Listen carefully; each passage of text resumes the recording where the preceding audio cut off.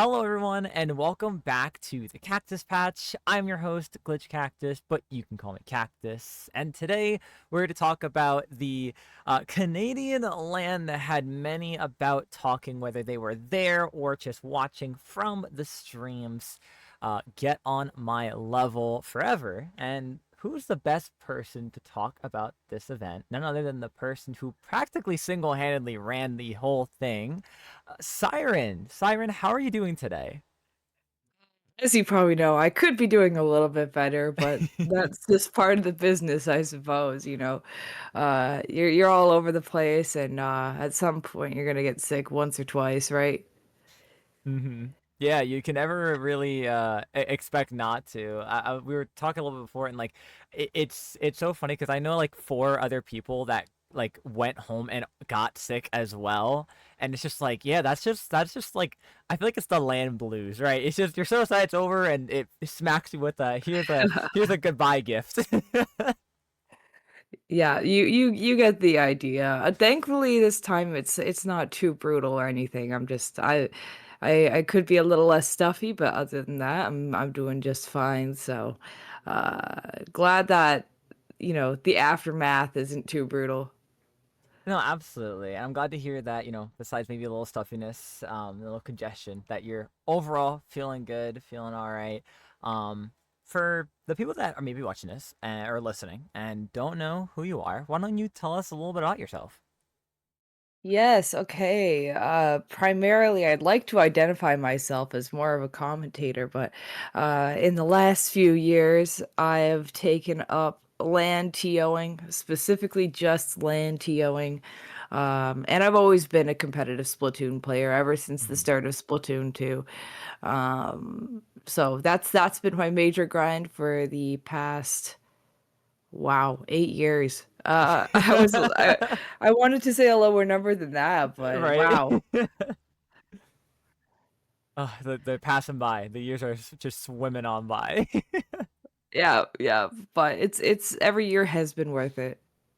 No, it's always good to hear, especially the amount of effort that's able to be put in from all aspects. Yeah, like you said, you've played, you've commentated, you've ran events. I mean, I feel like you've practically touched upon all fields that really are possible in this scene. I guess besides like I guess content creation, right? But just definitely a lot of work being put in on your end. Soon TM, perhaps, yeah. It's a bound to be type thing rather than a never, if that makes sense, so. Yeah, no, absolutely, and might as well just keep doing what you love the most. What do you think the next time you play at a land's gonna be? Oh, it's definitely gonna be Riptide. Oh, let's go, let's go. I mean, you didn't hear it from me, but I heard from a little birdie that Salt and Pepper might be, coming together for Riptide just a little bit. Oh, you got me excited. Oh boy. I don't know, it's just a rumor though. Okay. That Oh, it's a rumor that maybe I you're hope an is unreliable true. source. Yeah. Oh, well, we love rumors here, especially the good ones. Yeah. Yep, yep, yep. But, we're like a cockroach, so it hmm doesn't matter if you kill off A2P, it'll come back in some shape or form someday. Yeah, one way or another. It could be like 20 years down the road, Splatoon reunion. You guys are still set up on some kind of system at that point. I mean, there's a small age gap in the players on Assault and Pepper, so I hope that one day if I make it to retirement age, that I just have Sword and Jeff looking after me in the retirement home. Oh, we were just complaining about the old metas. Back in my day, we didn't have to worry about all this. It's like we know, Simon, we were there. We know. I remember when our worst problem was Tri-Slosher in Splatoon 2, patch 1. Yes, yes, we remember the comp building. Let's get your meds. So, all right. Want to jump right into it for GOML, right? So this is the first time Splatoon's ever been at GOML, I believe, correct? Yes, correct. So, I yeah, actually, you know what? I will say on that, T-Mags from the Gaming Gen guys, mhm. or Yeah, I believe so. The guys who do production for Gridlock, Oh yeah, yeah. Splatoon, and yes, they worked with us at Shine as well. They came up and they were like, I haven't seen Splatoon at GOML in a while, and I think his brain made that up, but he was telling me that it had been there before, but I just don't think that's true because I don't know who would have run that aside from Pace Cat, and I think he would have said something to me if he had. Yeah. So. But as far as I know, it's the first time Splatoon has ever been at GOML, yes. Wow. So ideally, yeah, first time Splatoon appears at GOML. What was it like kind of getting getting things going to have it hosted at an event like this? What was that kind of the conversation like of like, hey, like you should totally run Splatoon and like totally let me do this?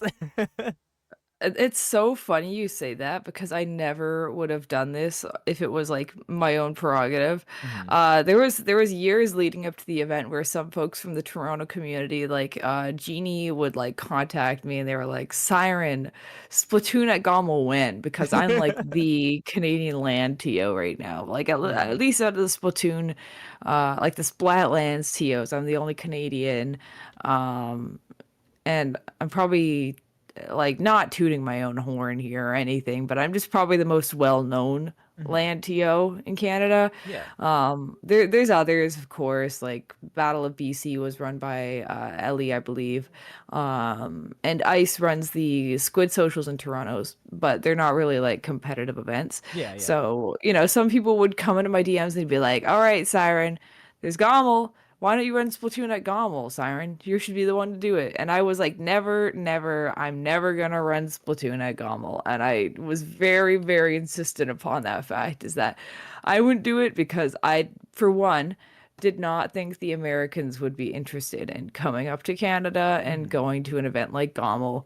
And two, I noticed that a lot of Smash events that we would share our roof with, people were not really as interested in going to them if there was no other additional pull to them. So in my head, GOML is just like, okay, well, this is another Smash event, and what else does it have going for it? Obviously, with Yeah. the Kalahari events, it's a whole resort, and there's a water park, and there's an arcade, and there's all these other things. And the Splatoon community just like loves Kalaharis. I don't Yeah. know what's up with us.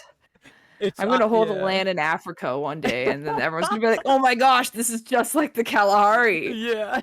They made a place based after this." No way. Oh, that zebra looks like so real. That looks just like those statues they have at the Kalahari of those striped horses. Oh my goodness. So yeah, I was like, that's just not gonna be a successful event. I'm not going to do it. Why would I do it? Mhm. Um, so I hadn't even considered it. The fun fact about this land is that the guy who brought Splatoon to MomoCon, who is trying to basically make MomoCon like a Nintendo major, uh, has ties with the event. He helps provide equipment for them, so he Mhm. provided stuff for the Smash Ultimate side of this event. Okay. And yes, early in talks for this year's GOML, he was like, "Hey, I know this Canadian land TO. You should get her on there and you should bring Splatoon there. I think that would be great." And he really likes to leverage those types of connections. Like if Yeah. anyone is going to bring us more events into Splatoon, it's going to be him.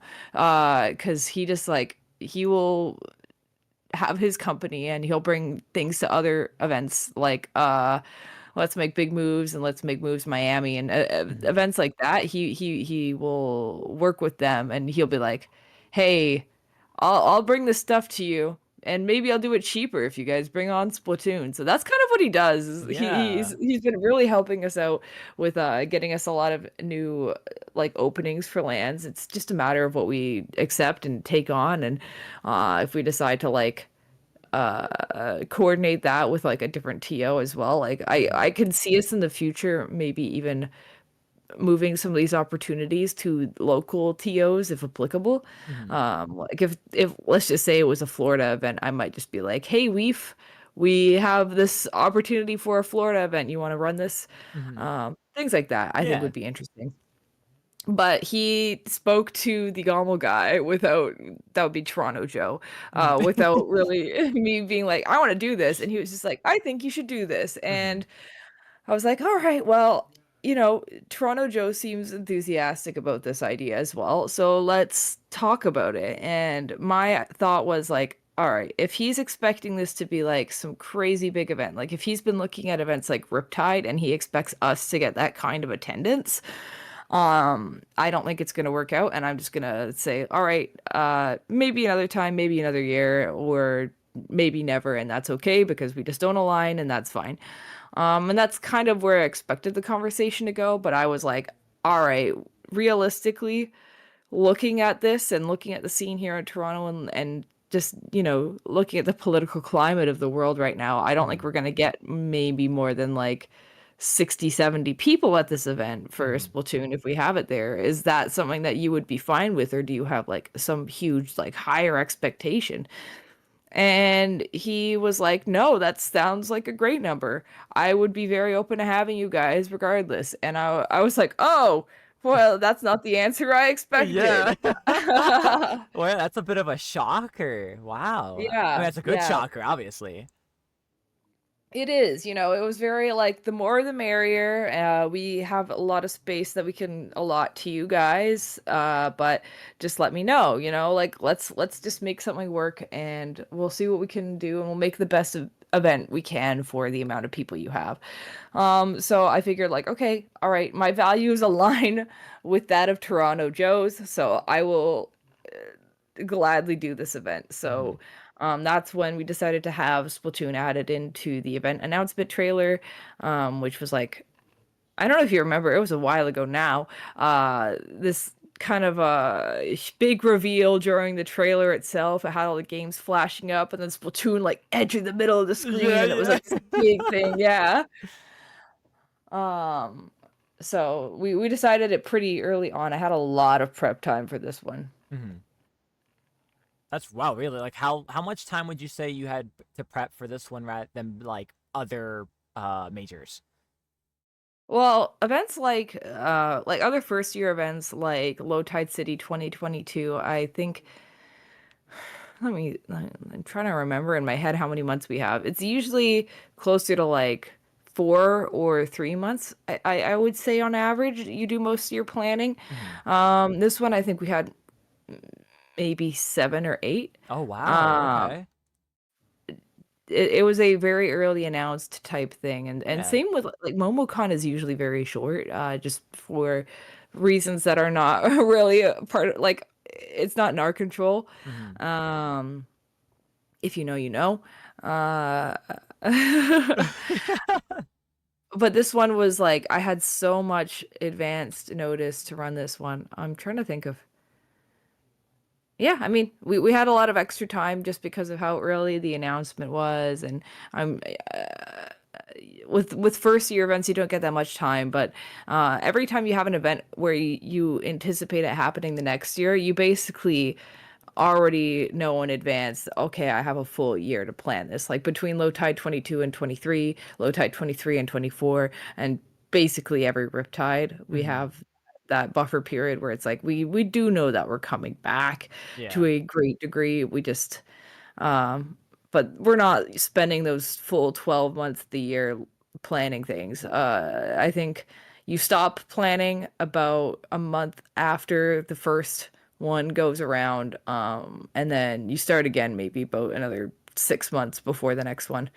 I would the only reason I say a month after the first one is because every time you kind of have to do an assessment, a post-mortem. Yes, Mhm. that's what you would call it. You would call it a post-mortem, for each event and see what people liked, what went right, what went wrong, which I have unfortunately been slacking on with GOML.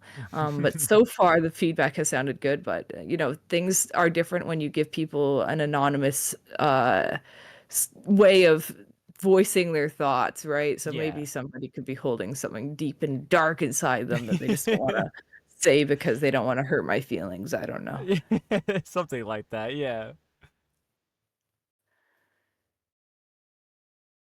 All right. Well, GOML gets approved. Teams start forming, teams start building, and we get pretty close to things are pretty much close to the green light. And GOML gets a unique challenge ahead of it, right, for the Splatoon side that most Mhm. majors really don't have the issue of, and that is lack of the stream support from the venue. So take us a little Right. bit through finding out that kind of information, or if like you kind of knew what you need to reach and like wasn't there met, and the idea to kind of push to do it yourself. So long before the event, I kind of have like an understanding from running previous events how expensive it is to have like a production team. Like this is thousands and thousands of dollars. And I could Yeah. see that the event was not getting like the crazy signups. And there were some talks that I had with Ice, the guy who runs the Toronto locals, Hmm. about like how many he really thinks we could get. And I thought, if people really show up for this, we can get maybe around 150 if people really pop off. And I was like, that's not a bad number to have a stream at. So I discussed it with Joe, and he agreed that that was a good number to where having a dedicated production would be warranted. Yeah. Because other than that, we would be a first year event that is costing the event thousands of dollars Hmm. and going in the hole for it, which, you know, relatively speaking, when you look at most of these events, almost no games are profitable aside from the main one. So if you look Yeah. at like events like Riptide, that I think Ultimate is the big game at Riptide, where they'll have like 1,000 people signed up for that. That Hmm. is the event's main moneymaker, and then a lot of other things go in the negatives. But they're basically sucking the water from the pipe of Ultimate. It's like we're all just like leeching off of that to some Yeah, degree, yeah. right? Yep, leeches on a little puddle.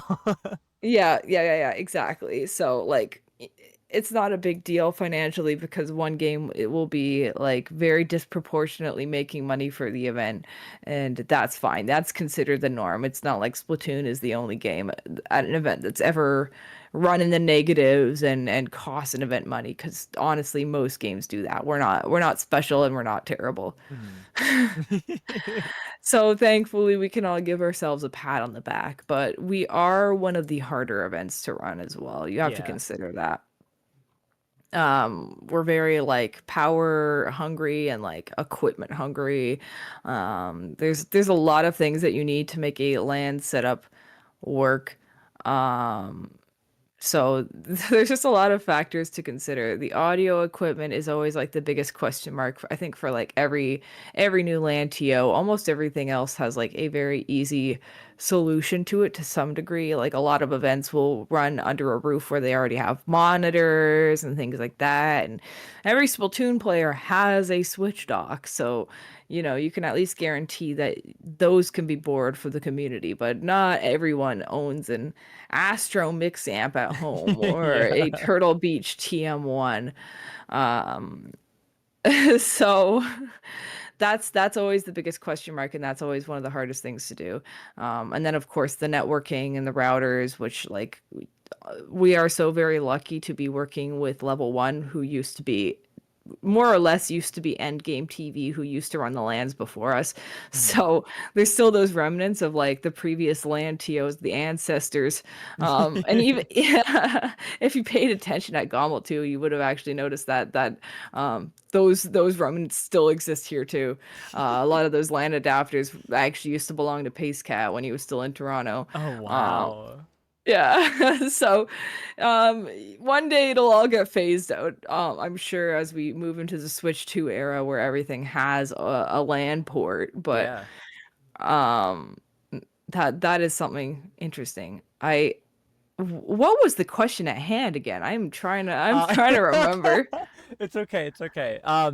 So the lack of the stream support from the venue. So what? Mm, So obviously, how did that happen? yeah. So Yes. you said about 150 was the decision that you guys kind of came up with. Like once we reach that, Yes. you get the stream set up.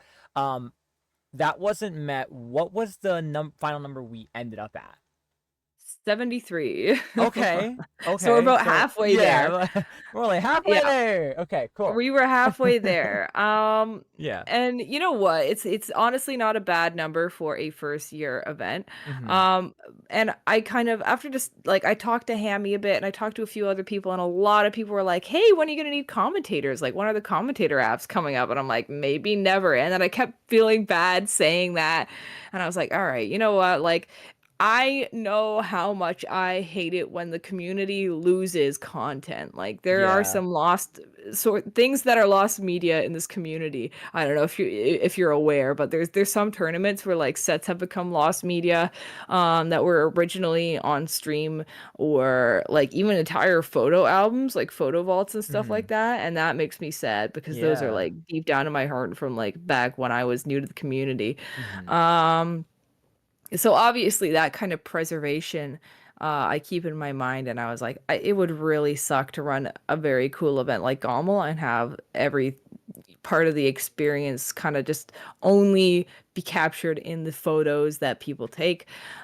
So let me see about running a stream, even if it's super jank, Yeah. even if it's not perfect, even if I have to sit on one scene the entire time. I wanted to make sure that we would at least have something that would preserve the weekend and the experience for people. So that's how that idea came about. And I asked Joe and I was like, I know like some venues have unions that would be against us having our own stream. Like the big house had that actually. Hmm.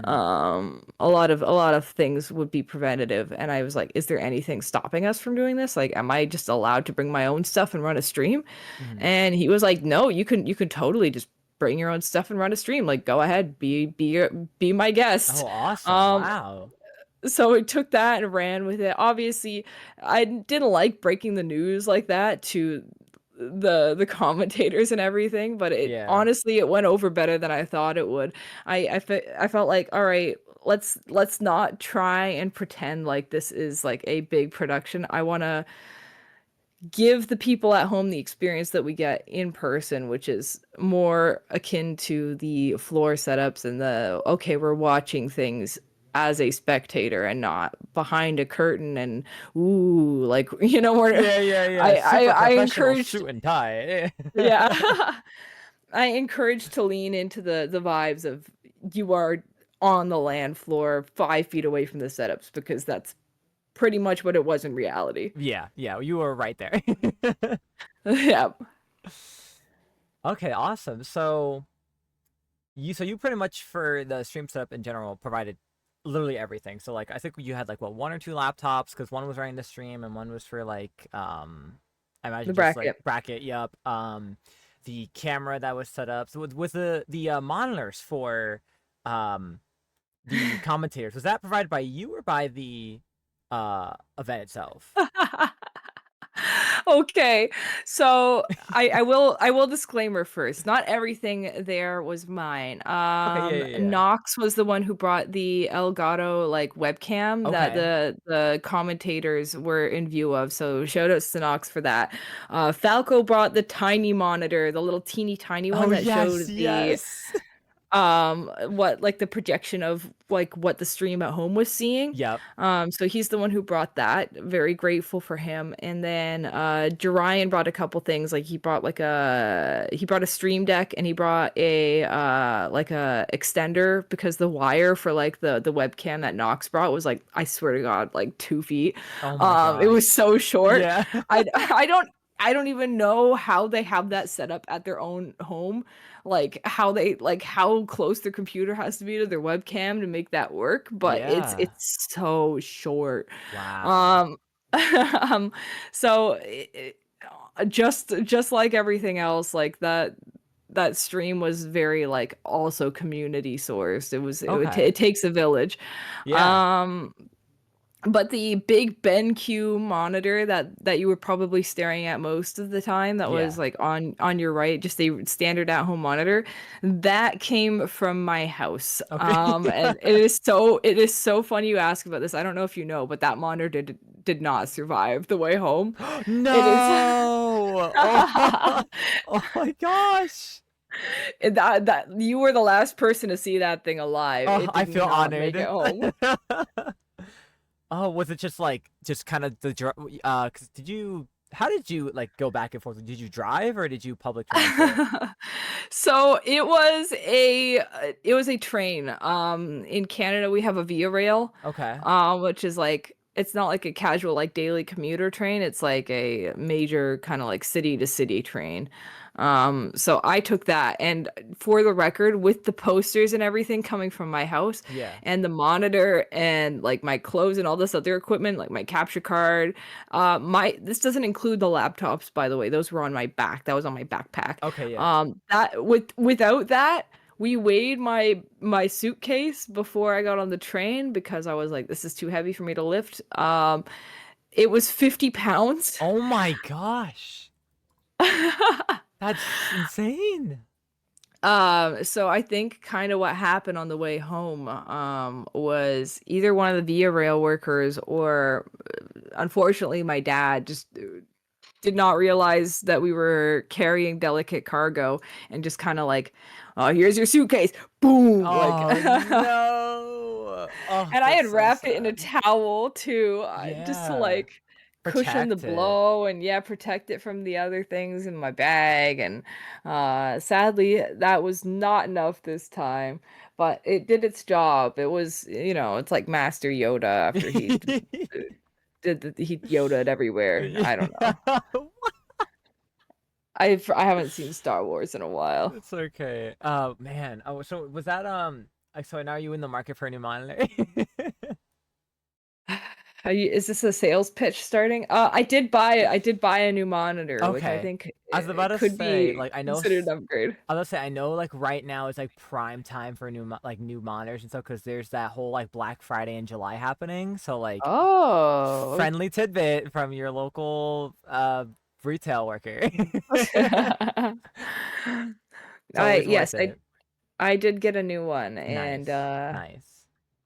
it's a nice monitor. It's a nice monitor. I somehow find myself still missing the other one a little bit. Hmm. Because this one's a bit bigger. This one's I got a 27-inch monitor to Oh, replace that one. okay. That one was like a 24-inch, and now I'm kind of still adapting to it Hmm. because my eyes are not used to Splatoon taking up that much real estate. Yeah. Um, but I think objectively this is a better monitor. Maybe I'll get a second one just so that my desk is not like it's more consistent to the eye. But Yeah.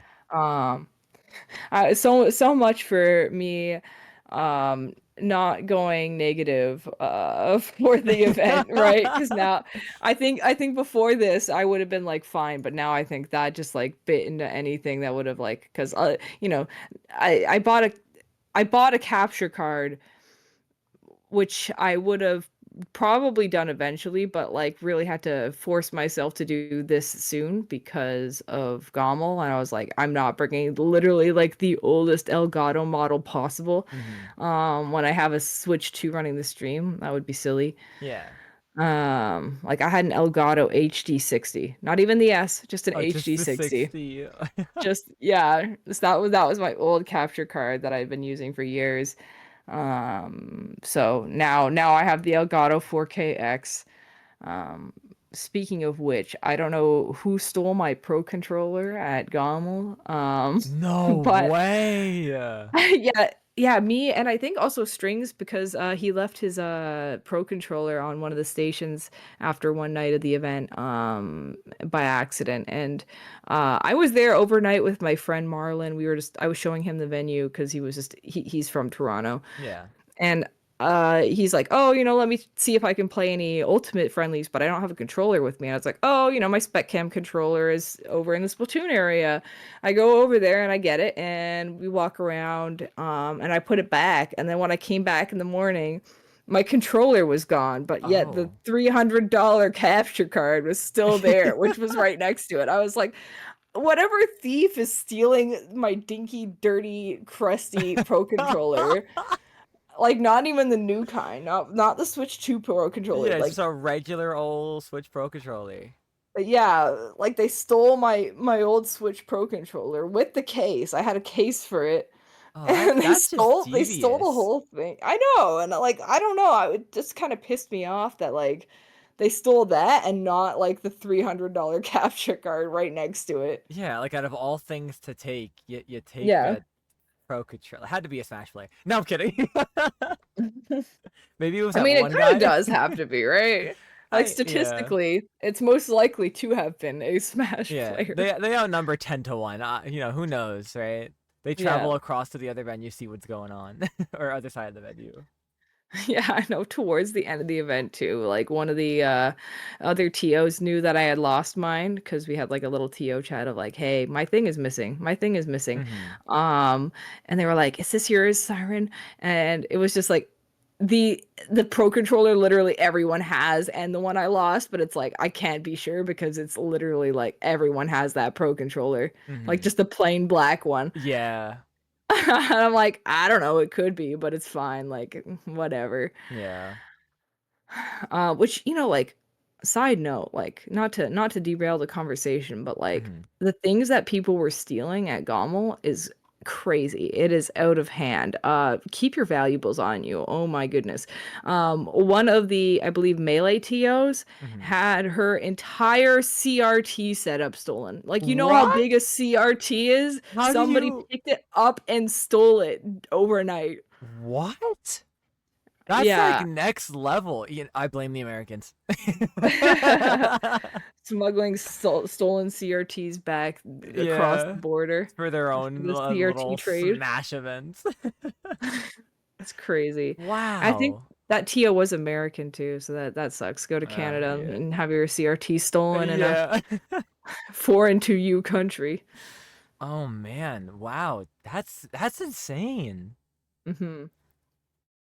Yeah, definitely keep tabs. Almost got to start attaching tracking devices on everything now. Yeah, yeah. Did you do you have a Apple device by chance? I do. I have an iPhone. When you were on the boat, did you get the AirTag is following you message too? I no, I didn't. I heard someone else get it near me though, because I heard like I think it was one of the Smash players go like, "Yo," it was like, "Yo, whose AirTag is this?" Yeah, I got that, and I was like, "Well, obviously that's gonna happen. I'm on a boat with, like, Yeah, 1,000 people on it. that's what you We're all moving in the expect. same place." Yeah. Oh wow, that is incredible. All I right. feel I feel like I've derailed the question again. It's okay. I mean, you pretty much answered it well. I mean, yeah, so just pretty much being able. First of all, I'm so glad they were so kind enough to let you just have your own stream and everything. Mhm. And I'm glad that we were able to showcase this event because, like you mentioned, like that is one of the biggest things that kind of makes its rounds in the community over and over and over again. Is where's the content, right? And Mhm. the last thing you definitely want to see is any kind of miss out on a local, a major, even maybe even an online event. Some that I know there's some like online events that happened today. Like I think today was like Barnacle Bash or something, like an online event that had a lot of top players, top level players playing in it. And thankfully we have top players that will stream, and you're able to watch it. But go back probably a year from now, and that wasn't the case. So it's very cool that they were so kind to let you put together a whole setup for the enjoyment of not only people who want to commentate but also people at home that's like, oh, I get to watch people at a LAN play. Exactly. Yeah, media preservation is, like, huge in this community, and I think if we ever hope to sort of break out of the more grassroots era of Splatoon, I think that's gonna be the start of it is because, just the more that's out there and the more content we have with the game, the more likely it is that people are going to start being able to discover. And I think a lot of people who may not have known this year that Splatoon was at GOML might have a chance to see that within the next year and then go, wow, okay, I'd love to go next year. So it's just another avenue for the scene to grow in positive ways. And we miss out on those types of things when we stop recording and stop documenting what's happening in our game. Yeah, most definitely. And I feel like this year was definitely a huge step forward when it came to the experimentation and push for more in-person events, right? So obviously not only GOML, but the second year now that MomoCon has had Splatoon, and Mhm. it's really been nice to see that we're opening up the avenue for new places to host events, especially after losing uh one of the top two, top three event largest Splatoon LAN events we've had, Low Tide City. So it's really Mhm. nice to see that we're able to find not only a another route in the states, but also externally, across to you guys or our neighborhood in Canada that um, players can attend to and have a fantastic time. And like you mentioned before, like 70 for a first time is pretty solid. Like it was awesome. There were some really hype matches. It was very entertaining, I feel, all around. And I think one thing that I like to say that I feel confident in, I'll probably say it again later throughout this podcast, but is that GOML has an opportunity to be very massive just based on its location of where it was located. As someone who comes from like the East Coast of the U.S., so like that New Jersey or New York area, it felt very New Yorky to me because everything felt in like a good Mhm. walking distance, and that's what I love because not only are you going for just the event, you get that surrounding experience, which a lot of people like favor. Yeah, I like that you mentioned that. I had never really considered that this is like first off, it's like the first LAN that we've had like that's just a tournament that is also in like a downtown core within walking distance of a lot of things. Hmm. And you probably remember too with MomoCon that a lot of things like close up kind of early despite the Hmm. fact that there is a convention there, and in theory there should be like places that are open a little bit later at night. But really when you get to those late night hours in Atlanta, it can be first off a little bit dangerous, Yeah. and then it can be hard to get food. Obviously I'm gonna be the number one vouch for MomoCon forever because I think that event is amazing. Hmm. um but I just don't think we have an event that occupies the space like GOML does right now. And especially with a community that is so deeply rooted with queer folks and queer culture, Hmm. having a place that is so open and welcoming to it. Like I heard that a lot too. Like a lot of Americans and especially like my beloved queer friends from America were like amazed by like seeing pride flags out in public, and that just Yeah. made me so happy to hear that people felt so welcome and didn't feel any like hostility in like a land city for once. Yeah, absolutely. It definitely was more comforting and a lot more warming to step into, for a lot of people, first time like myself, first time out of the country, right? So, and for those that are, a part of those kind of communities, are able to kind of go there and feel comfortable, feel in a sense safe based on what they're able to see, and like you said, feel welcome. It's a real game changer. Yeah, that I think is something that people will focus in on. And I think people are always looking for that second motivator to go to events like this. And I think a lot of people really liked the boat party, and I think that can very easily become a bit of a staple for us. Hmm. Um, and I'm sure you were there, so it's up to you on whether you agree with that or not. But I think Yeah. people really attach themselves to a lot of the positive aspects of the event. And if people want to go to GOML just to enjoy Toronto, who am I to stop them, right? Absolutely, and I 100% agree with you. That boat party was wonderful. Obviously, I like the only thing like up which is expected was just like the crowdedness of it. So obviously, if you're someone that's not a big fan of like kind of personal space being kind of squished, definitely can reconsider. But it definitely was an amazing experience, and they let me drive the boat. What can I say? They let me drive the boat. Waiting for the return of Captain Cactus. I mean, you have a year to get your license for the boat now, so Yeah, I have to chop start chop. now. Yeah. Yeah. You can flash that to the captain and go, "All right, I'm qualified now." I'll just like take out the little captain's hat in my backpack.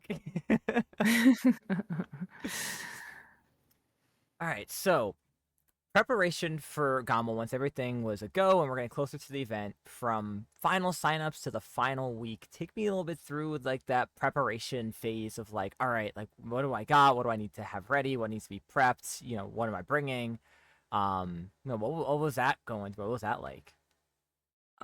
For a lot of these events, it's kind of a very standard thing that you do. A lot of it is, especially for like a first year event or with when you're working with a new TO that you've never worked with before, is like double and triple checking your inventory of things you need to have to make the event run properly. For this case, like you have to like think about things like power bars, like just like extension cables and what else? Switch docks, which unfortunately I found out like the week leading up to the event that there was a miscommunication, which I can only blame on it being growing pains of never having Splatoon there, Mm-hmm. about where these switch docks were coming from, because I thought they were coming from the same guy who runs MomoCon, because he was bringing audio equipment. So I was like, all right, well, that's the guy who also has docks. But apparently all of his switch docks were being lent out for Smash Ultimate. Oh, Yeah. And that is okay because like we're just talking about acquiring 16 docs from like the community, and yeah. I've got three. Well, no, I have two. I have two. I have two. Okay. I have two Switch docks. I know Falco has three. That's like five out of the way right off the bat. Then you Yeah. need 11 more. And then, look at the Toronto community and it's like, all right, get on a bus and come over here. Yeah. Um So that wasn't too bad. It was just like more of a scramble. Like I'm at work on Monday and then suddenly I find out, oh no, we're short the entire docks. But I knew we had the LAN equipment and everything else. Like that is like not a hard thing to get. Hmm. Um so thankfully that wasn't a problem. But like what I remember talking to Joe and he was like, "Well, I thought Splatoon players brought their own consoles." And I was like, "They bring their consoles, but like they don't plug in the dock every time they sit Yeah, down." no, they're not replacing their whole dock setup. Yeah, yeah. So oopsie daisy, but like again, like these are just things that happen when it's like Yeah. you're running Splatoon at a Smash event the first year.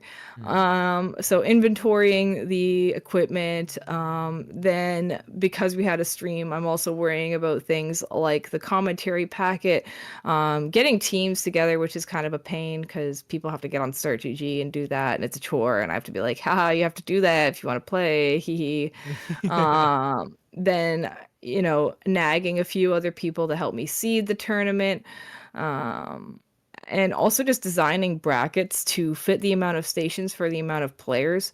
You try and get that done as soon as possible, but sometimes when there's a variable amount of teams, like you don't know how many you're going to have in the end, especially when you start like scrapping together subs and seeing how many people aren't on teams who really want to be on one. Hmm. You gotta like plan for those numbers to change in the end because like there's like all these thresholds in Splatoon. Like we had 15 teams at GOML, but we could have just as easily had 16. We were very close to that. Hmm. 16 would have been fine, but then once you break it to 16, once you have 17, um that's when it becomes a problem. That's when you have to rearrange the whole thing. So it's Yeah. it's very much a huge balancing act for any land. You can't just be like, "Oh, let's throw another team in the bracket, easy peasy." It's not because you build the tournament around that. You're like looking at the math all the time and you're counting what can be done with how many people can play at a given time and how many hours are in a day and how many hours can I use to play. Yeah, Um, yeah. so ultimately I was like, okay, we probably have 15, maximum 16 teams. Um, the best thing that I can provide to them and the best tournament experience, I think, is going to be round robin.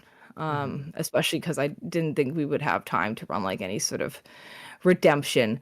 And that makes sense because redemption is one of those things where it's like I will always vouch to have a redemption at a LAN, Hmm. despite what brushstrokes might agree with or not agree with. Mainly because it's very hard to see the LAN at times. They're not Yeah. like a lot of these are pickups, so you don't. There's a lot of layers of unpredictability. And redemption exists so that if there are variables in your seeding, they can be naturally corrected within the tournament and nobody gets punished for it. Mhm. Round robin makes that a little bit rough because like your seed is very much fighting against you. Like you could end up in a pool with like two teams that you could never beat, and then you're just, there's no way you're getting into Top Cut, but that's just how the cookie crumbles. Yeah. But overall, I think things fell into place where they belonged. I felt like you saw the end of our silver bracket matchup. I was like, all Yeah. right, well, these two teams, like they're playing somewhat close. These games are hype. Um, there was still a clear winner to it, but at the end of it, I wasn't like, okay, I don't think this team would have had a better experience in Top Cut. Mhm. I think this is probably the ideal path for them here. Yeah, no, absolutely. I think that's something a lot of like newer TOs2 don't really like realize when it comes to the teams that get added over and over to their locals that build up or even online events. They just kind of know what they've seen, so it's like, oh yeah, we'll just copy that bracket and just should hope for the best. And the next thing you know, they're having like 3 teams start round 2. Yeah, yeah. But there is one thing that I did in college, which was I put a whiteboard on the back of my bedroom door so that no matter what, if I was gonna leave my room, I have to think about all the things I have to do. Hmm. So I filled that out with like basically my list of things to do before GOML, and I filled the entire whiteboard. My It, gosh. usually there's like more people to help, and I did Yeah. get some help as well. Paradigm and Falco did help me with a few things where applicable, but some things you just can't have somebody else help you with, like, packing your suitcase full of equipment and praying you didn't forget anything that you really Hmm. need to run the event. Those are pretty integral. Um, Making the map list and then getting the commentary packets together, like feeding the information in from the form and putting it on a paper in a somewhat pleasing visual way, booking the commentators, and like you can only do the commentary booking and the volunteer booking after you've seeded because every commentator and every volunteer ever ends up playing in the tournament. Yeah. Like it's less likely that they'll be not playing. But Hmm. I think I had two people who weren't playing in the tournament total, and that was like Czar and Strings. Hmm. Um, so those are the people who are easiest to book. And you can only do it after seeding because then you have to look at projections.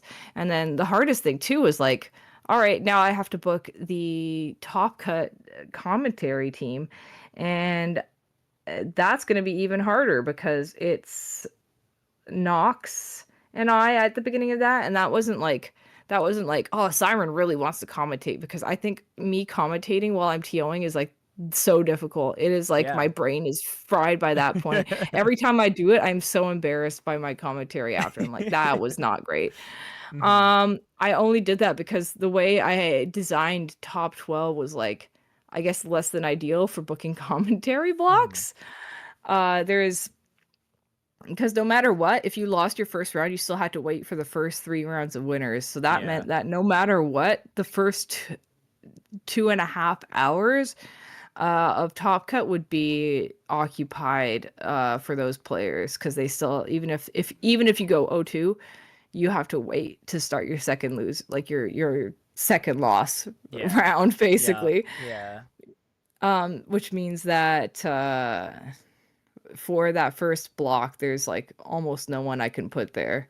It's a very, very, very, very, very short list. So ended up just being me, who obviously isn't playing, and then Nox, who wasn't playing either, Hmm. on that block. And then that made it easy for me to put Falco and Hammy in the next. And then that third one, I knew that you and OBT would be free by then, no matter what. Yeah. Um, so that made things easy, but there's just so many like things that fall into place in that last week that just like, as much as I'd like to plan everything out beforehand, because I'm not a planner but I am for lands. Hmm. um I I feel that so it, much.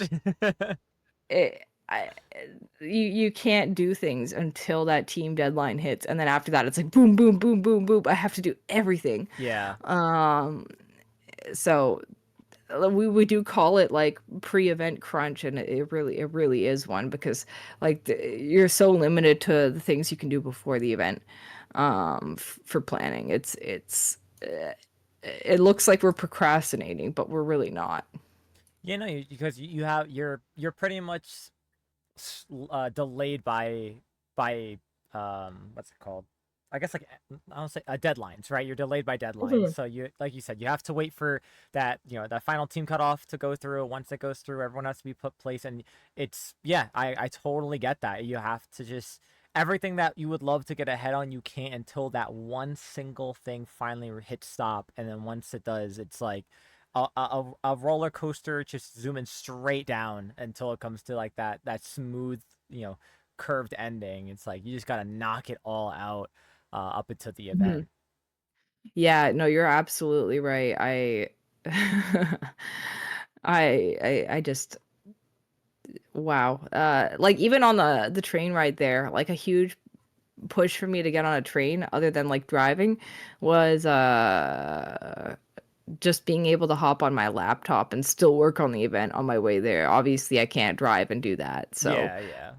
getting on a train and be able to hop on my laptop. I was like pre-writing announcements with like fill in the blanks. Like, "Hey, good morning, Splatoon players.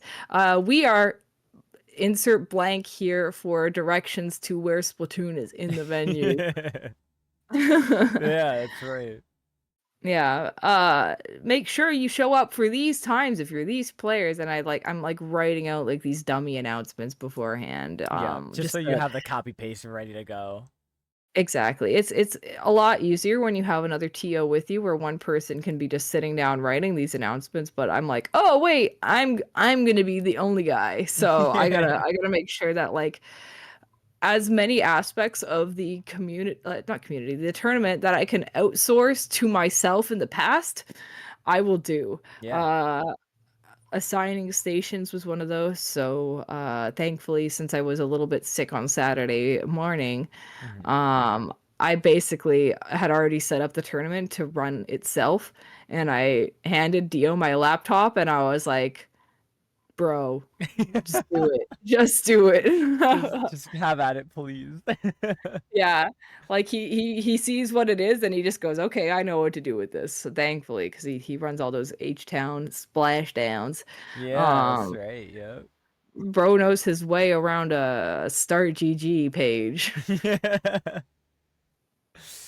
Yeah, that's another thing that was like really nice to. I think that was like nice and also like lucky to have set up or have happen at GOML is that you had players that have run other events before there, whether that was LAN or online. Like there was some knowledge that they were able to support with.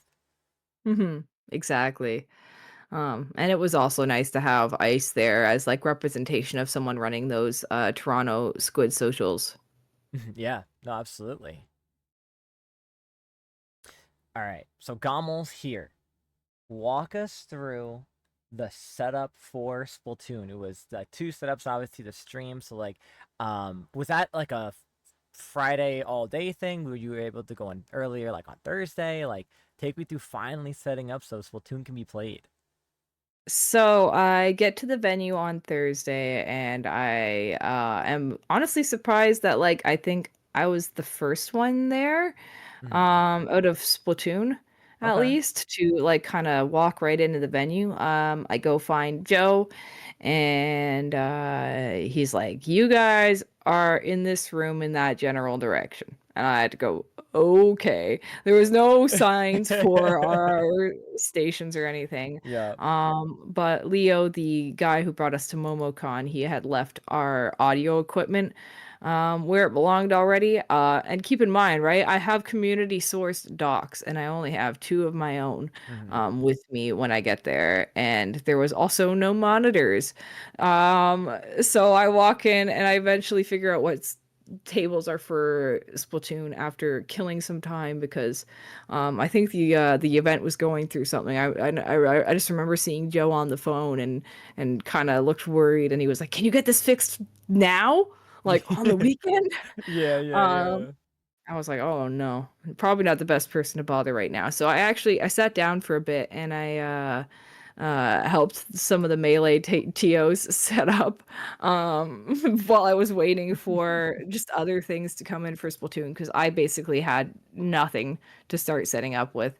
It was literally just two tables with a power plug near them. Yeah. Um, and nothing else. And of course the audio, but then there's nothing really to connect the audio with except for each other.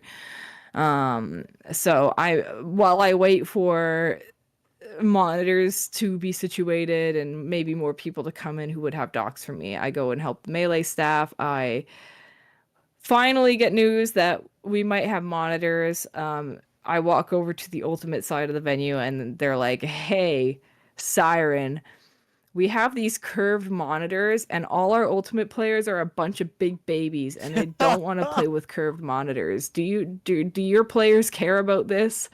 And I was like, "I don't think so. Give me those." Yeah. Wow, Yeah. that's that's so funny. Yeah, yeah. I like looked at them and I like examined the back and they had audio plugs like Mm, for the headphones. So I was like, yeah, these should be fine. Let me take these from you. yeah. And thankfully it seemed like people really liked them. I was a little worried that like some people might have issues with them and I was like, I know who would probably have an opinion. It's probably Chara. So I sent him a picture of the monitor and I'm like, "Do you like how do you feel about curved monitors in Splatoon or Hmm. something like that?" And he sends me back a video of like his desk at home. Like he's still at home Yeah. and he sends me this video of his desk and it's like all curved monitors and he's like literally he's just narrating it and he's like, "No, I hate them." Like I love that. love that. I loved it so much. He's so funny. Oh, the goat for real. Oh my goodness. So got all the audio set up, and eventually Jarian, Yoshido, I believe Strings was there too. A good chunk of people showed up with some docs for me, so that was very much happy. Got some more things to do there. They were apparently short on power bars for the event too, Hmm. like extensions. And I had to be like, guys, I really do need this many. Um, Yeah. yeah, like they like looked at me and they were like, "How many do you really need?" And I was like trying to do the math in my head because like you're like staring at the power bars and you're trying to imagine everything plugged into them. And I'm like, and people kept talking to me and like saying other numbers. And like, I think someone noticed that I was short circuiting when they were like talking to me while I was trying to calculate this in my head. And they were like, maybe we should like stop talking to Cyren while she's trying to do this. Yeah. Like somehow we got it down to 4 power bars per like 8 setups, which is pretty impressive, I think, Nice. actually, Yeah. for what it was. Yeah. Um, of course, still, a bit of a fire hazard, but actually one of the anime games setting up next to us, like the guy who was setting up was an electrician. Hmm. So I asked him about it and he was like, "Yeah, like obviously on paper they're gonna tell you not to do it, but you're fine. Like you're fine as long as you don't have like 10 of them." And I was Yeah. like, "All right, cool. We're good. We're Yep. good." Hey, that's your seal of approval. That's all you need. Yeah, yeah. So that was nice. Got everything plugged in, and Ice showed up towards the end of the night with his big crate of networking equipment, and he was like, "Oh, you're Siren, cool." And we set that up, like all the networking, I swear, in probably like maybe 10-15 minutes. Like Wow. what a Talk about speed I demon. was about to Yeah. say, talk about a speed run, like any percent. Damn.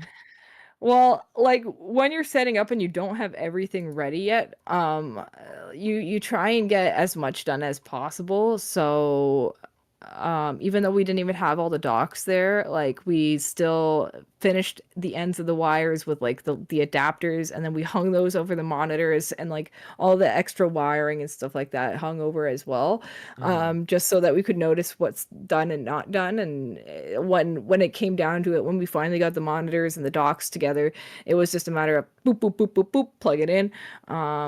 But he's really fast. You can tell that he runs a lot of those Yeah. events in Toronto. 'Cause he just knows.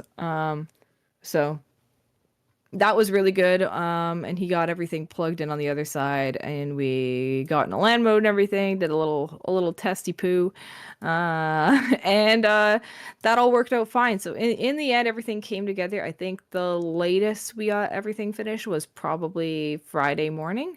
Okay. And then yeah, the setups for that day were free to use for most of it. Then, Friday night we had two players, one controller, and thankfully that went very smooth. And usually when that happens, I get worried because I'm like, oh no, this is a sign that things are gonna get bad. Like it's going too well.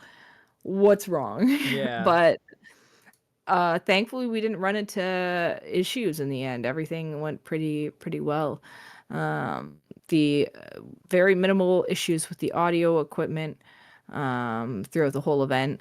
I think next time probably gonna ask pretty please if we can have the more modern mix amps. But other Hmm. than that, like setup was not bad at all.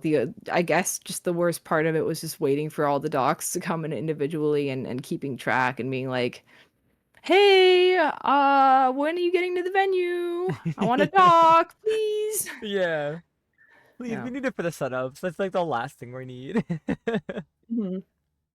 And it was like sad too because like some people came in and they like put their docs down just like where they wanted to, and it made it so that I had 7 docs on each setup, and I was like, neither of these are done. Yeah.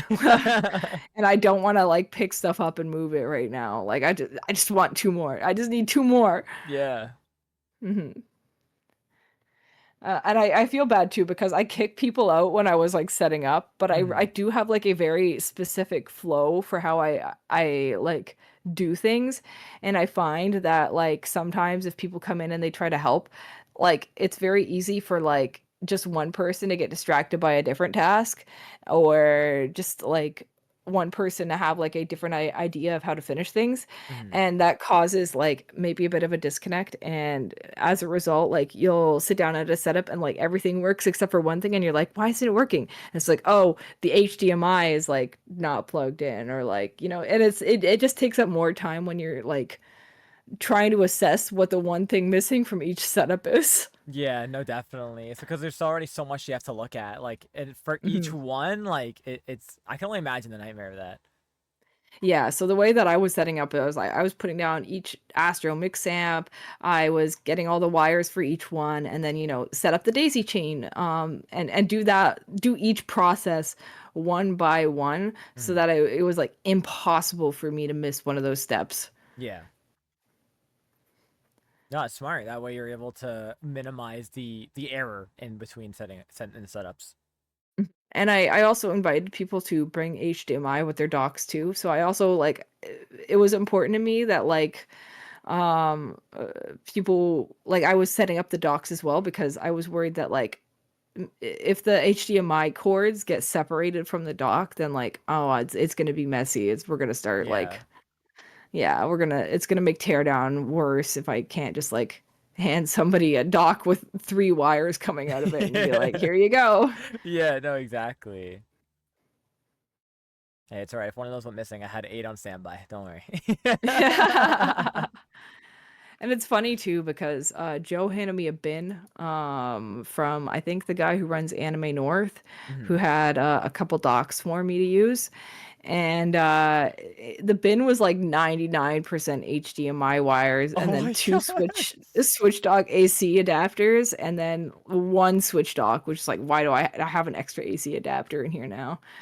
Um, womp womp.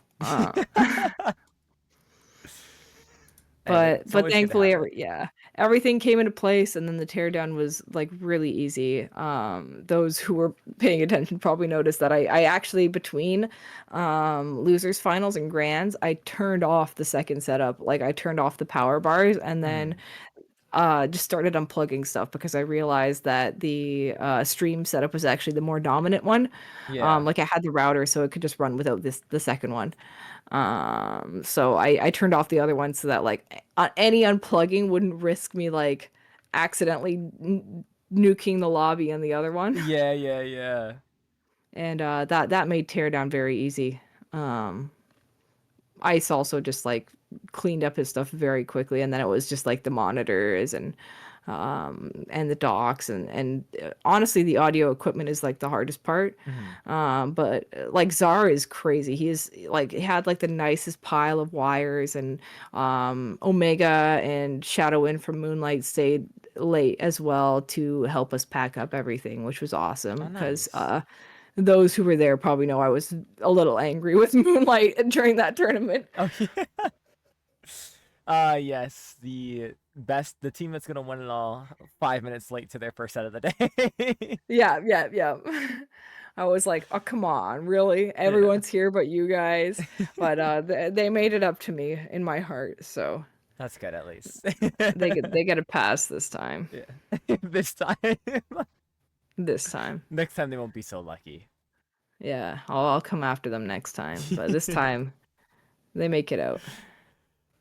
So was there any specific day that you feel you maybe enjoyed more than others? And this could be if you want you can answer it like in both ways, right? Was maybe GOML wise or like outside of GOML wise? That's a great question. Honestly, Sun oh, no. Oh, no. I'm gonna say Sunday overall was the best day because Okay. that was like pulling a huge weight off of my shoulders because like, okay, event's over and it didn't blow up and people had fun.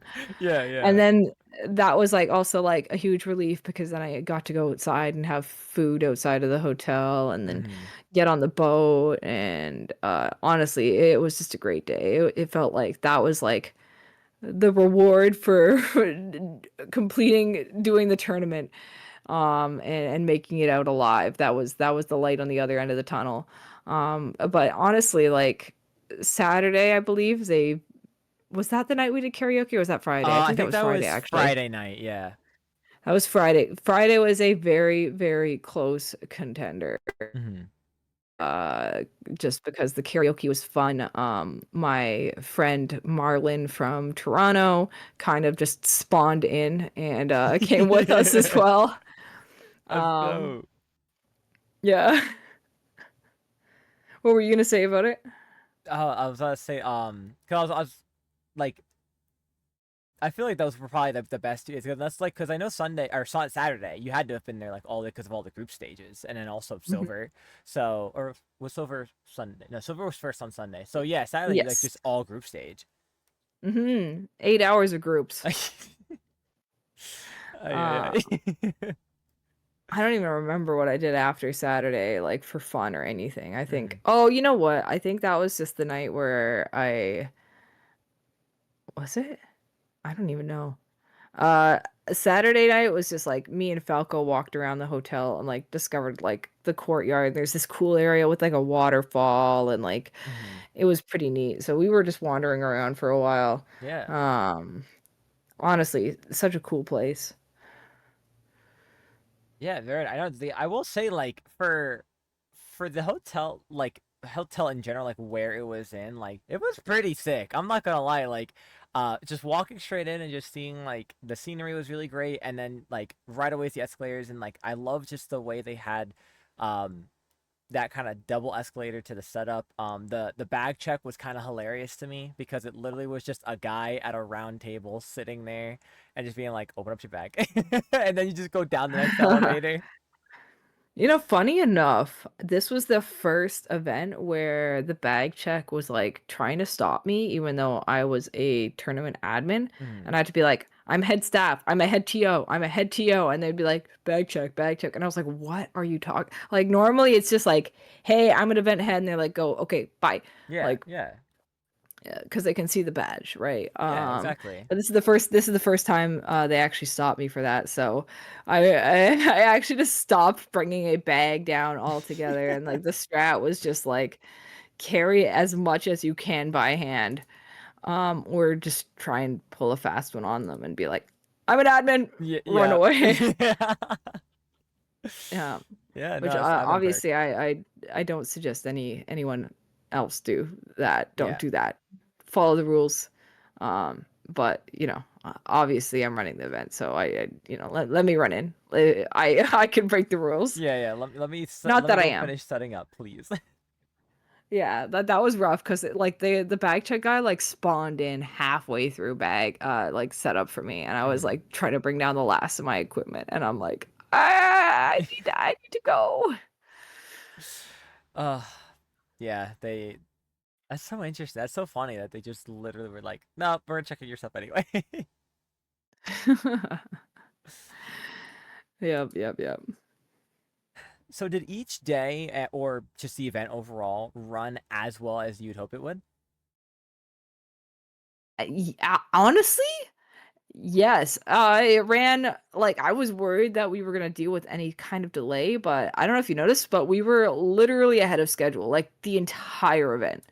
Yeah, The because entire event, we yeah. finished early on Sunday, I think we finished like right? just about like Or right right on on time. time? Okay, yeah, Like right around 6, and that's of course including like the time to stop to take a photo, but like yeah. we were always ahead of time by like minimum of half an hour Mm-hmm. all the time. Um except for I think Sunday where there was a couple things like there was a couple technical issues that Charo was having with his headset Yeah. during grands and then we also stopped to take the group picture and stuff like that. Like, Mm. and we still ran directly on time. So that's pretty crazy. No, everything went like there was a lot of worries in my head that, because I'm alone, like what if I, come across some sort of issue at the event that I for the life of me cannot troubleshoot myself. Mm-hmm. Which like, hasn't happened, but with these land setups, they're so finicky, you never know, Yeah, right? no, absolutely. That was my biggest fear. And clearly wasn't warranted because we did fine. Nothing crazy came up. And the event ran incredibly smooth. Love it. That's awesome. That's honestly that's so good to hear. And like, yeah, that you mentioned it, I do remember like each group stage like roughly finishing like 20, 30 minutes early, and then like you just had to wait for the next one. Which is a good thing too, because a lot of Uh-huh. teams Yeah.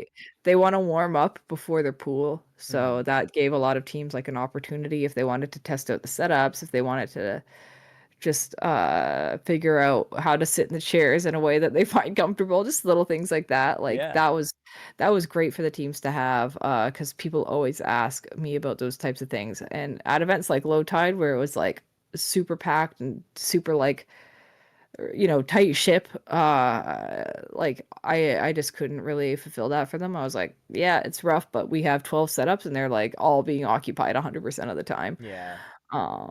So good luck, but I don't want to kick people off stations. So like I didn't even want people setting up at low tide because the window that they would have to play would have been like 5-10 minutes max. Yeah. Very minimal. Yeah.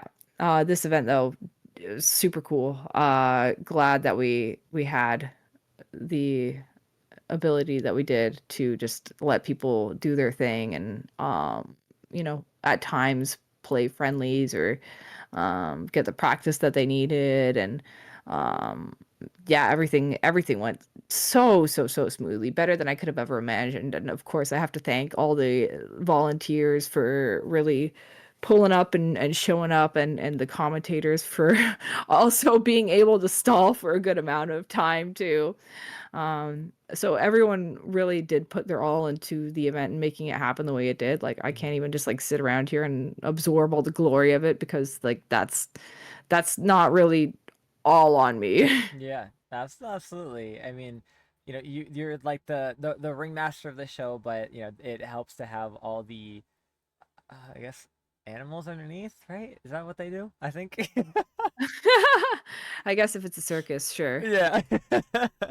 Sometimes that's what this community feels like. In a Wow. good way. So Definitely. outside of GOML itself, right? I know you mentioned the party boat, that the Friday night or I almost said Friday night frenzy, the Friday night karaoke. But just in general, like your experience outside of GOML itself, how was it? Um, I don't want to be too somber, but it's being a Lantio, it comes with its own set of challenges, and the worst part is like this feeling of like everything happening around you, but like you're the guy who has to like make it happen for everyone else, and you don't really get to like enjoy it in the same way that everyone else does. Hmm. Like I know after Low Tide 24, I posted this one picture of me sitting at a TO desk, and then there's like people in front of me, and they're like all taking like a selfie in front of it, and like I'm just there like watching from the sidelines. Yeah. That is like really the LAN TO experience, and it is like it has its own kind of satisfaction to it, but it's definitely not the same feeling that I have when I'm like just going to an event and enjoying it as a player, or even as just a commentator. Hmm. Yeah, no, absolutely. Because even if like you're able to spend like the day one ends, you have the night to just kind of quote unquote like unwind and like do something. You still have that kind of back of your mind, like, man, I gotta get up Hmm. tomorrow, do this all over again, make sure everything works, everything functions, nothing goes wrong, people are on time, etc., etc. So yeah, no, I totally get that. Yes, I'm glad you put that into words very, very well. I think the first time I was able to like decompress for the most part was Sunday night on the boat. Because that was after teardown for me. Hmm. After teardown, after having some food. Just a lot of things that are like off my mind. The worst thing to come for that was like, oh, my bags are not packed in the hotel, and I gotta redo everything that I did before getting here.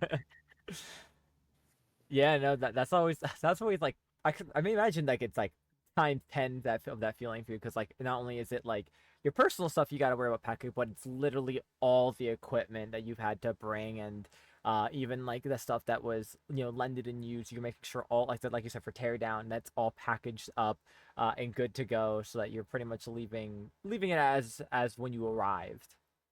Yeah, exactly. That's the interesting thing. And I will say maybe a positive or negative influence depending on how you look at it. Mm-hmm. I was rooming with Salt, the melee player.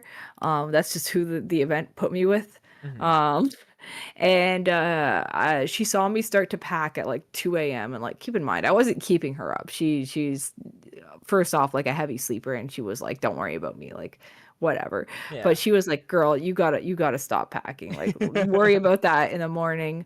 Let's just get up at this time, and if we check out of the hotel late, like they're not gonna charge us." Like she's that part of my brain that's more laid back that needs to be heard, Mm-hmm. but isn't normally. So positive, negative influence, Salt right there. Uh, I love her for that. It's always good to have someone that you're able to room with that has that kind of attitude, so you're not over stressing yourself out when you don't need to be. Yeah, exactly. And I mean, she was making sure I had my electrolytes in all weekend. On Monday morning, we were both so tired from the event that we like gentlemen's agreed to take a 10-minute long nap. And she like set an alarm for it and everything. It was super loud, but like honestly, it's good to have a voice like that at the end of one of these events, just Hmm. like encouraging you to relax. Yeah, because you definitely are gonna need it after three days, right? 3 to 4 days full of just nonstop, movement, action, plannings, execution, you name it. Mhm. So, GOML is over, Moonlight 3 O's, and the surprise of a lifetime hits you. Just as we cut the cameras, the event org hands you medals, Splatoon medals. Maybe I Tell should have known about it. well, so yeah, because like for those that maybe weren't fully aware, because I know like if they say for the stream after, I know flip back on to like give them that little the medals, the trophy, but that was I imagine like because based on your reaction when we saw it from the commentator section, like that wasn't really planned, was it? So what was that feeling like knowing that wow, like there's medals I get to give out?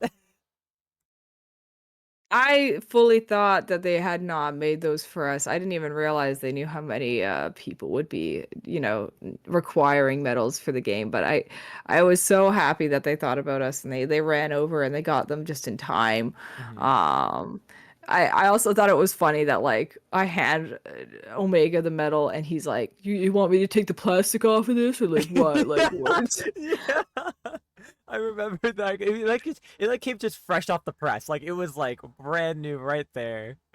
And I'm like, dude, like, I don't know, you're gonna pack this in a suitcase. Like, it's up to you. Like, I can take this off and you can go home and it's gonna be covered in scratches, or you can take it off now if you want to flex. Like, be my guest. It doesn't Yeah, belong to me I'm gonna anymore. say your medal, you won it, but just give you the fair warning. But I'm so glad that we had that, honestly.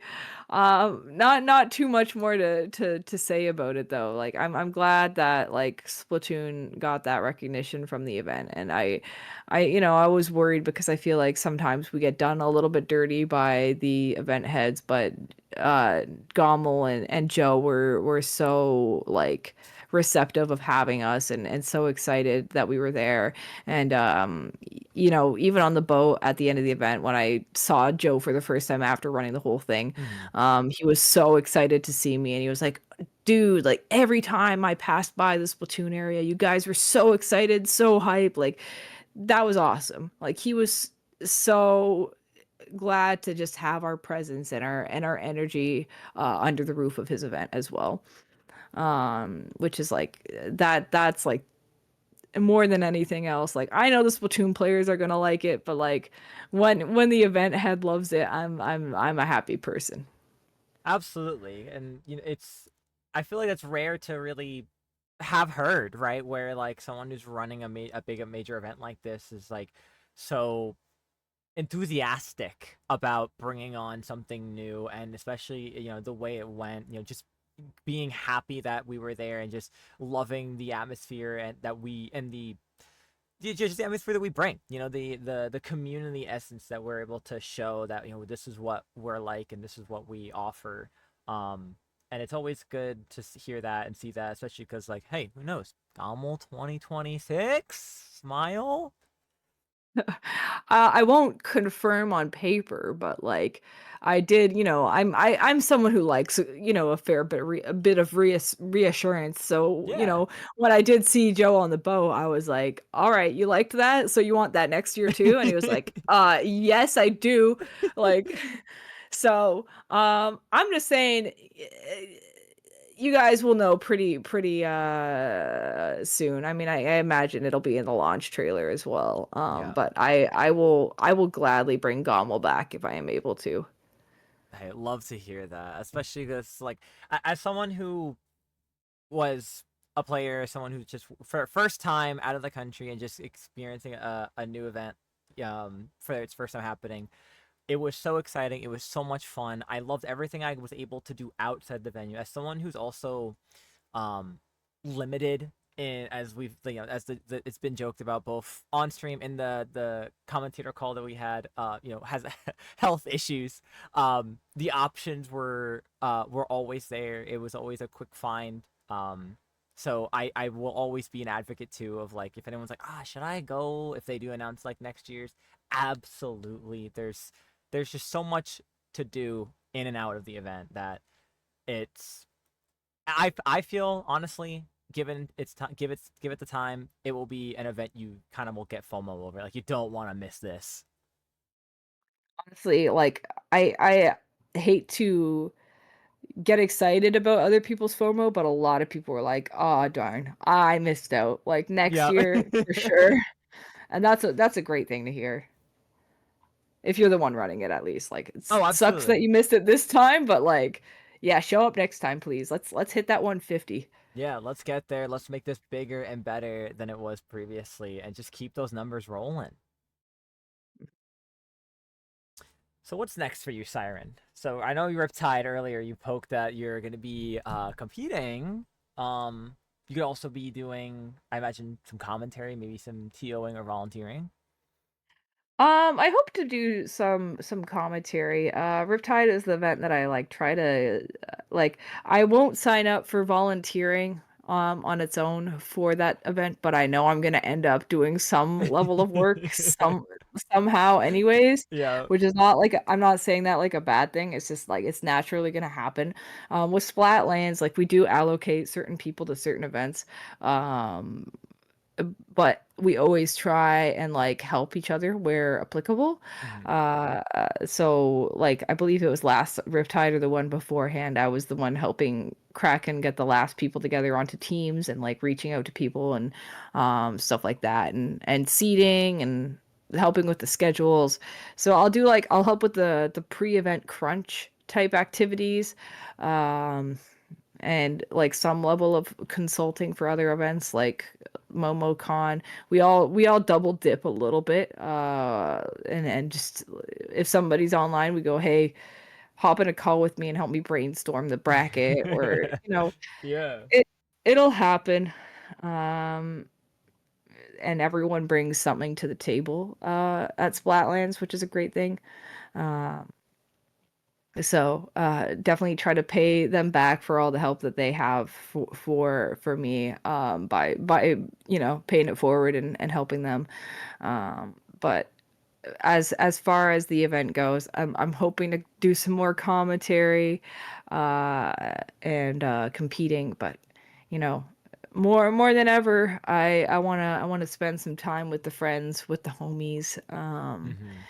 because holy moly, have the last few Riptides felt like the busiest event for me ever. Uh, so hopefully this time it'll be relaxing, but more than anything, I'm looking forward to seeing people. I love to hear it. I'm hoping for the best for you as well. Because you get an opportunity to fully enjoy that weekend, which is not only 2 months away, which is crazy to think about. Like 2 months, and then we'll all be in Ohio and watching some of the craziest games imaginable, like we do every year. Yeah. And maybe a bit of a controversial topic, but I'd love to see more people pull up to events such as GOML next year. A lot of people have recently been talking about like bringing events to more progressive areas and supporting Hmm. those events. So, Yeah. you know, I would love to see people put their money where their mouth is too, and actually go in and support those events in areas that you want to actually be in.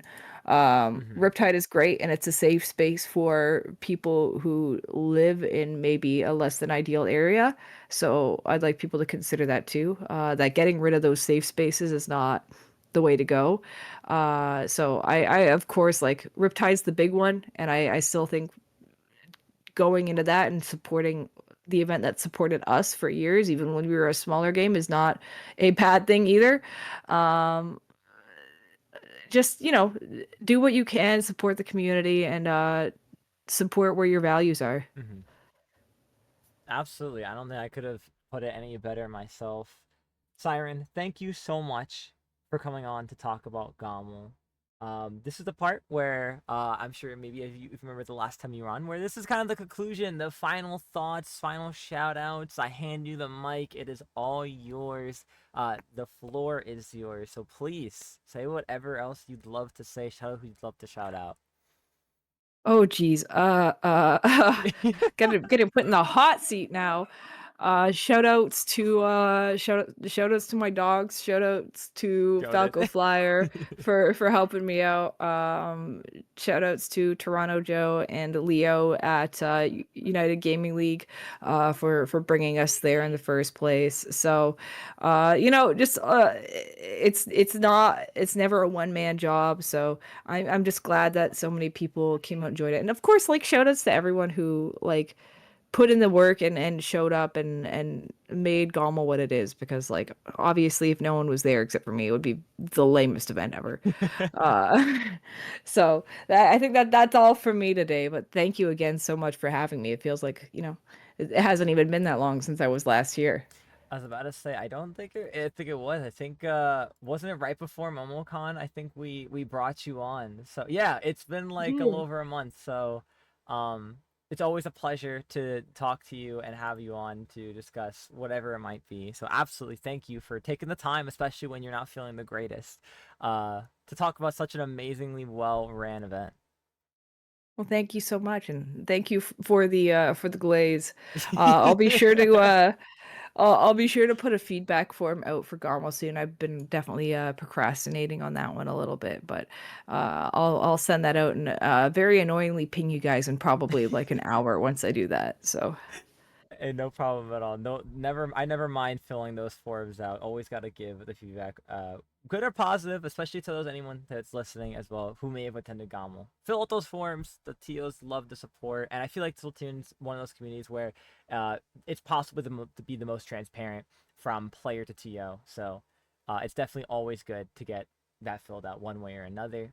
But yeah, with that being said, another thank you to Cyren, and that's gonna do it from us here on the Cactus Patch. So I do want to thank all of you who are listening or watching for tuning in, whether live or on the YouTube VOD. Thank you so much, and as always, we'll see you in the next episode.